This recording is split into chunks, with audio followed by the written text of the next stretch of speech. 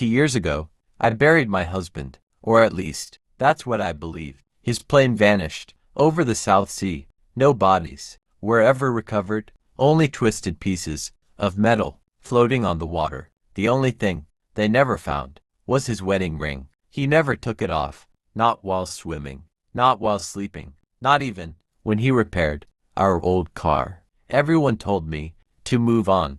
They said he was gone, that there was nothing left to wait for. But every night, before I went to bed, I still looked at the empty pillow beside mine. Some habits never disappear.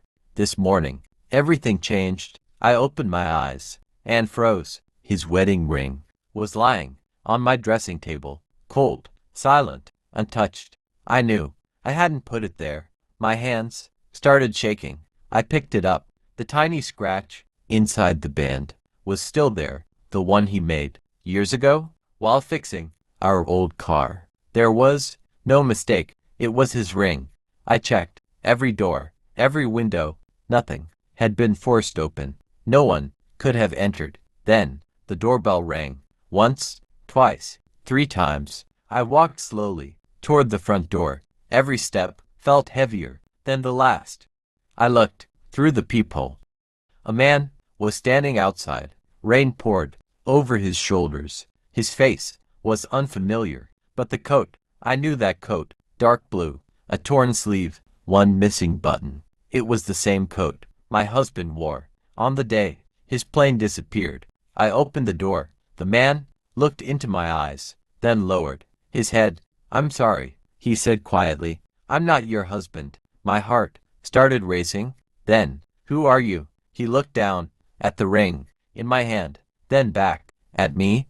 "I've spent 2 years trying to find you." He reached into his backpack and slowly placed a weathered notebook on my table. "I think," he whispered, "your husband wanted you to have this."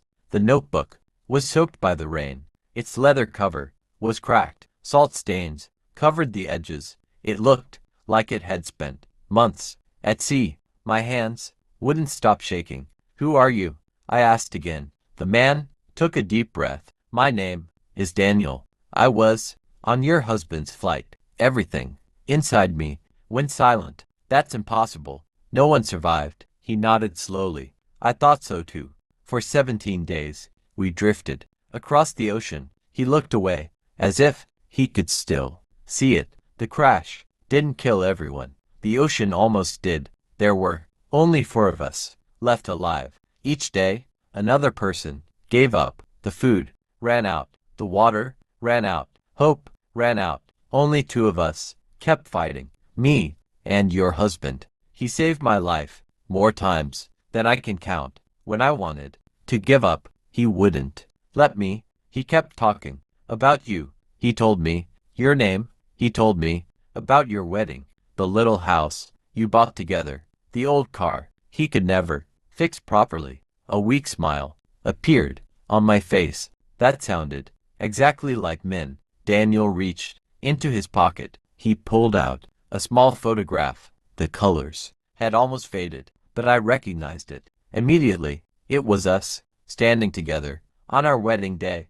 Min was smiling, his arm around my shoulder. I felt my knees grow weak. He carried this every single day. Daniel whispered. He said it reminded him why he had to survive. Tears filled my eyes. What happened to him? For a long moment, Daniel said nothing.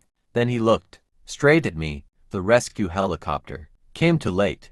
Daniel closed his eyes. When the helicopter finally found us, there was only one life vest left. I stared at him, unable to speak. Your husband gave it to me. I shook my head. No, he wouldn't. Daniel nodded. He smiled. Then he said, my wife has already waited long enough. Promise me you'll give her my wedding ring and tell her I never stop coming home. Those were his last words. Daniel's voice began to break. He pushed the life vest toward me, and before I could stop him, another wave carried him away. I covered my mouth, trying to hold back the tears. Daniel slowly picked up the wedding ring. I kept my promise. But after I was rescued, everything was gone. My wallet, my phone, my documents. I couldn't even remember my own name. The doctors called it traumatic amnesia. For almost 2 years, I remembered nothing. Not the crash, not your husband, not this ring. He looked down. I only started remembering again a few months ago. The first thing I remembered was his face and the promise I made. He placed the ring gently into my hand. I searched every town, every record, every address, until I found you. I looked at the ring, then at the old notebook. Inside, every page was filled with my husband's handwriting, stories, little memories, plans for our future. On the last page, there was one final message. If you're reading this, I'm sorry. I wanted to grow old with you, but life had other plans. Please don't spend the rest of your life waiting for me. Live, laugh, love again. And every time you look at this ring, remember, my last thought was always you. The tears I had held back for 2 years finally fell for the first time. I wasn't saying goodbye. I was keeping his final promise alive. Sometimes love doesn't end when someone dies. Sometimes love lives on through the promises we keep.